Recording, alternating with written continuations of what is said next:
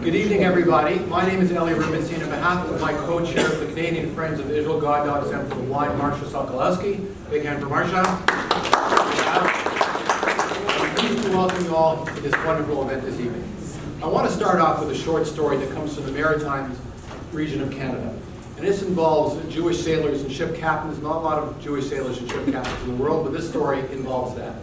It has to do with a man by the name of Newman Dubinsky. Have you ever heard of Leon Dubinsky, a very famous composer of the Maritimes, wrote a song called You Rise Again with the Rankin family?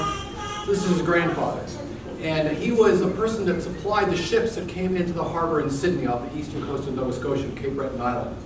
And one day in the early 1950s, he heard that there was an Israeli ship that had been seen off the coast of Cape Breton.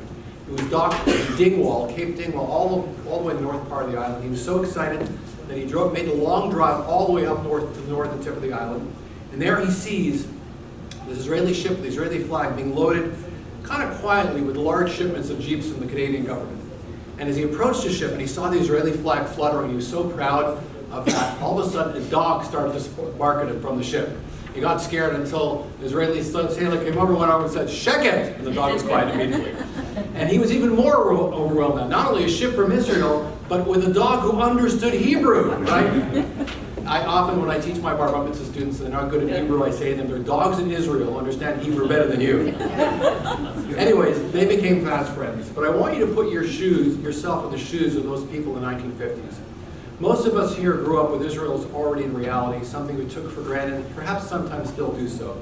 But for people like Newman Dubinsky, who lived during the time of the Holocaust, to see with his own eyes the rise of Israel during his lifetime, and then a ship flying the Israeli flag off the coast of Cape Breton was nothing short of a miracle.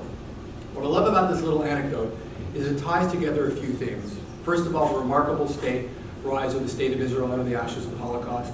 Two, the pride the Jews around the world, even the most far-flung communities, had for Israel following its founding and still feel today. Thirdly, the rebirth of the Hebrew language after 2,000 years of near extinction, made all the more miraculous by the fact that even dogs and household pets in Israel can understand some Hebrew. And for the purpose of today's event, we now add another element to the story, and that is the role of the Israel Guide Dog Center for the Blind, which ties all of the above elements together. Israel, the Hebrew language, diaspora, pride, with another element, and that is helping blind people in Israel with a guide dog. There are some statistics that claim that Israel is among the most literate societies in the world. In fact, they claim that per capita, more books are published in Israel than any other country in the world. I think I'm correct when I say that. But I think there's an equally important statistic that has not yet been researched. And they say that society is judged by how it treats its most vulnerable. The society is judged by how it treats its most vulnerable. In Israel today, there are thousands of NGOs dedicated to the public good that help the disabled, wounded soldiers, battered women, new immigrants, Holocaust survivors. The list is endless. And I would bet that in the world today, per capita, Israel has the most, if not one of the most, numbers of these vitally important organizations, which is a sign of the profound impulse for compassion and kindness that exists in Israel. And the Israel Guide Dog Center for the Blind is just one example of the literally thousands of organizations doing this kind of fine work throughout the country. But so much of this good work with the Israel Guide Dog Center for the Blind and other organizations would not be possible without the kindness, generosity, and love of Israel that people like those of you who are here today express every day. So give yourself a hand. And speaking of kindness and love for Israel and diaspora jury, it is now my pleasure to introduce to you the Consul General, Galit Baram. Every year the consulate receives countless requests from the Jewish community to take part in their events, and each time the answer is always yes. So Ms. Baram, thank you for all you do for Israel and the Canadian Jewish community, and for so graciously hosting us tonight.